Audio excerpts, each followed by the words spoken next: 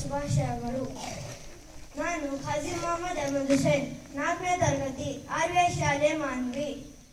ಕನ್ನಡ ನುಡಿ ಮುತ್ತುಗಳು ನಾನು ಹೇಳುತ್ತೇನೆ.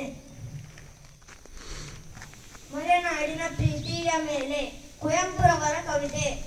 ಹೋಗುವೆನು ನಾ ಹೋಗುವೆನು ನಾ ಹೋಗುವೆನು ನಾ ಹೋಗುವೆನು ನಾ ನನ್ನ ಒಲುಮೆಯ ಗೂಡಿಗೆ, ಮಲೆನಾಡಿಗೆ, ಮಳೆಯ ಬೀಡಿಗೆ.